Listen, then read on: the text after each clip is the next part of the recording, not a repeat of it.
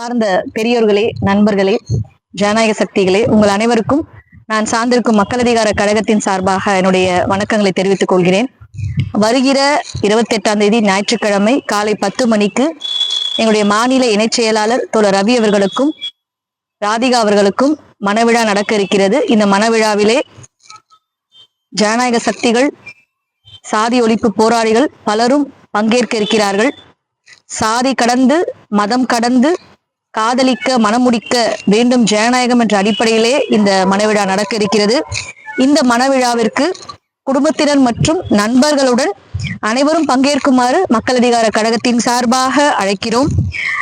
சாதி கடந்த, மதம் கடந்த உழைக்கும் மக்களின் ஒற்றுமையை தடுப்பதுதான் சாதி வெறி, மதவெறி, இனவெறியின் வெளிப்பாடுகள். சாதி மதம் கடந்த காதல்களையும் மனங்களையும் தடுக்க சாதி வெறி, மதவெறி சக்திகள் தொடுக்கும் போர்தான் ஆணவ படுகொலைகள். ஆம், பிற்போக்கு சக்திகள் முன்னேறி வரும் சமூகத்தின் மீது தொடுக்கும் போர்தான் இந்த ஆணவ படுகொலைகள். ஆகையால் ஆணவ படுகொலைகளுக்கு எதிராக சாதி மதம் கடந்த காதலையும் மனங்களையும் ஊக்குவிக்கும் ஒரு பண்பாட்டு போர்தான் இன்றைய காலத்தின் தேவையாகும். சாதி மதம் கடந்து காதலிக்க, மனமுடிக்க வேண்டும் ஜனநாயகம் என்பதுதான் இந்த பண்பாட்டு போரின் முழக்கமாகும். இந்த போர் முழக்கம்தான் தொடக்கம் தோழர்களின் ராதிகா, ரவி அவர்களின் மனவிழாவாகும். வர்க்கம் கடந்து காதலிப்பது காலங்காலமாக நடந்து கொண்டுதான் இருக்கிறது. சாதி மதம் இனம் மொழி கடந்து காதலிப்பதும் மனம் முடிப்பதும் அவ்வாறே. மக்களிடம் நிலவும் பிற்போக்கு சிந்தனைகளும் பிற்போக்கு பழக்க வழக்கங்களும் தான் காதலை தடுப்பதற்கான ஒரு பொது புத்தியாகும். ஆனால் இன்றைய காலத்தில் தலித் மக்கள் மீதும், இஸ்லாமிய மக்கள் மீதும், பழங்குடியின மக்கள் மீதும் தொடுக்கப்படும் தாக்குதல்களும் ஆணவ படுகொலைகளும் அவற்றின் தொடர்ச்சி மட்டுமல்ல. சாதி மாறி காதலிப்பதை, மனம் முடிப்பதை தந்தையும் தாயும் ஏற்றுக்கொண்டாலும், உற்றார் உணவர்கள் ஏற்றுக்கொண்டாலும், இவற்றையெல்லாம் மீறி சில சக்திகள் காதல் மனங்களை காவு கொடுக்க கோருகின்றன. அவைதான் ஆதிக்க சாதி சங்கங்கள், RSS சங் பரிவாரங்கள். தற்கால சாதி வெறி, மதவெறி தாக்குதல்கள் அனைத்திலும் இப்பயங்கரவாத சக்திகள் ஆணிவேர்களாக இருப்பதை நாம் பார்த்து கொண்டிருக்கிறோம். ஆகையால் தற்கால சாதி வெறி, மதவெறி தாக்குதல்களும் ஆணவ படுகொலைகளும் ஆதிக்க சாதி சங்கங்களால், RSS சங் பரிவாரங்களால் உழைக்கும் மக்கள் மீது தொடுக்கப்படும் சமூக பண்பாட்டு போராகும். நலிந்து வரும் விவசாயத்திலிருந்து தன் பிள்ளைகள் வெளியேற விரும்புகிறார்கள் பாடுபட்டு உழைக்கும் விவசாயிகள். அழிந்து வரும் காடுகளில் இருந்தும், நசிந்து வரும் தொழில்களிலிருந்தும் வெளியேற நினைக்கின்றனர் மக்கள். மாறி வரும் சமூக சூழலின் விளைவாக நகரங்களுக்கு குடிபெயர்கின்றனர். தம் பெற்றோரின் கடின உழைப்பாலும் சொத்துக்களை விற்றும் கல்வி அறிவை பெறுகின்றனர். இக்கால இளம் தலைமுறையினர் தம்மை போல நகரங்கள் நோக்கி வந்த சக உழைக்கும் வர்க்கத்தினரிடம் சாதி மதம் இனம் மொழி கடந்து ஒன்று கூடி வாழ்கின்றனர்.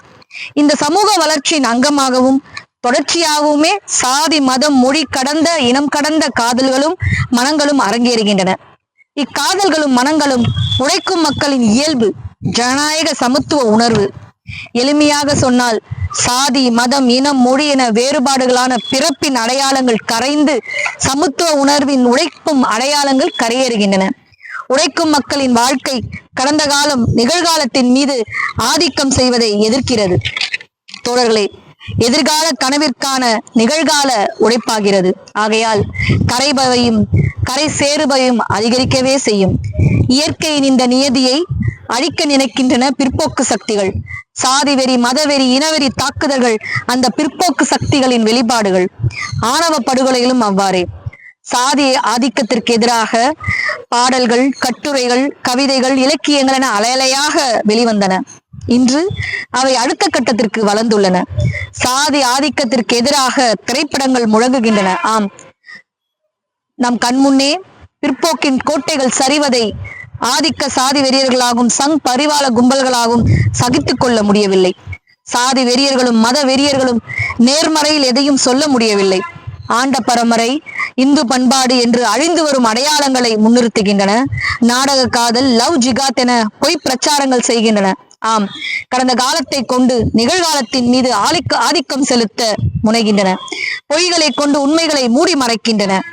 அந்த பிற்போக்கின் வீர ஆவேசம்தான் வெட்டறிவாளை தூக்கும் கோழைத்தனமாகும். தோழர்களே, ஆண்ட பரம்பரை இந்த பண்பாடு என்கிற இந்து பண்பாடு என்கிற போலி பெருமிதம்தான் சாதி மதம் இனம் மொழி கடந்து வாழ்வதை தடுக்கிறது, காதலிப்பதையும் மனம் முடிப்பதையும் எதிர்க்கிறது.